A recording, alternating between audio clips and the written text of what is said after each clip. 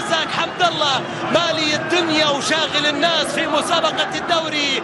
حمد الله إذا سجل من ركلة الجزاء يكون بذلك عادل رقم ويسلي لوبيز في 11 هدف في أطول سلسلة تهديف في مباريات على التوالي. المرة عبد الرزاق حمد الله يهدر الكرة إلى خارج أرضية الملعب وحالة لا طلق. موسى وصل لعب كرة عرضية داخل منطقة الجزاء. الشهري لعبد الرزاق حمد الله إلى هدف أول لصالح النصر.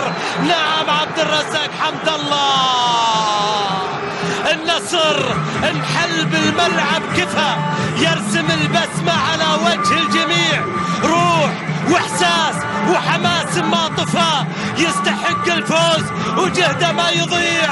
حمد الله يسجل الهدف الاول في صالح النصر. هذه المره ما تضيع، هذه المره ما تضيع. حمد الله يستغل الكره بعد لقطه رائعه بين لاعبين النصر تناقلوها الى ان وصلت لعبد الرزاق، وعبد الرزاق مسؤول كل المسؤوليه عن مثل هذه الكرات. شوف الكره مره ثانيه جوليانو خلال يحود مرة أخرى من جانب النصر. الفتح يستعيد كرته وتسديده لكن برادلي جونز تصدي كان رائع جدا من برادلي جونز. الكرة تعود إلى ماتياس في منطقة المباراة الأول. وكرة اللعب لصالح النصر من عبد الرزاق لأحمد موسى. أحمد يحاول وموسى سجل هدف ثاني.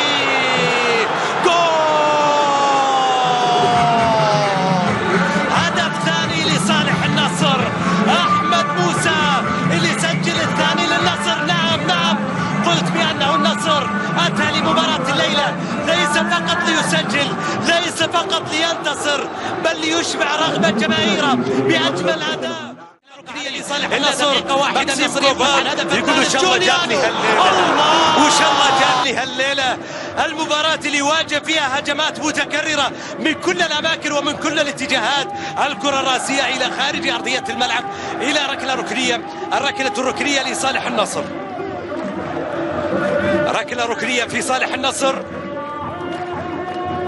مع تواجد عدد من لاعبين النصر من اجل الاستفاده من الكرة الراسية. ما يكون هو افضلهم على الاطلاق يقابل محمد نعماني اللاعب الاطول في هذه المباراة. محمد نعماني وركلة ركنية ملعوبة الى منطقة الجزاء والكرة مرت الى خارج ارضية الملعب واصلة كركلة مرمى في صالح النصر او في صالح الفتح. ماكسيم كوفال يرسل كرة الى الامام. الكرة مرسلة لصالح الفتح مقطوعة. لعبت الكرة ضمن مباريات دوري كأس الأمير محمد بن سلمان المقامة هنا على ملعب الأمير فيصل بن فهد في العاصمة. الإمكانات كبيرة ما بين الفريقين، لذلك النصر قال كلمته في الشوط. اللعبة بالجهة اليمنى. الكرة لماتياس يلعبها عرضية وبالراس لكنها وصل. أحمد مع الكرة ملعوبة إلى عبد الرزاق. 4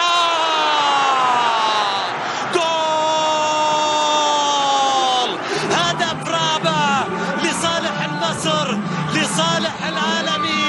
النصر يقول لمسابقة الدوري وش تبين بعد أكثر؟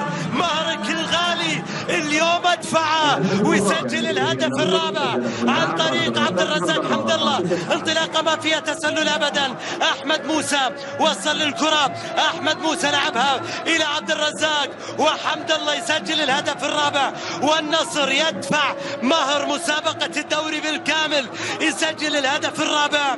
4 أهداف لصالح النصر في مباراة جاء فيها النصر لأجل أن يحتفل مع جماهيره.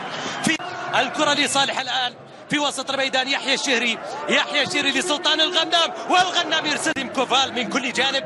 الآن في شوط المباراة الثاني فقط اكتفى بالهدف الرابع الذي سجله خالد مسعد.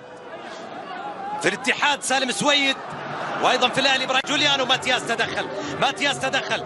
الاورجواني ما زالت الكره معه، يجازف يلعب كره عرضيه الى منطقه الجزاء الى عبد الرزاق.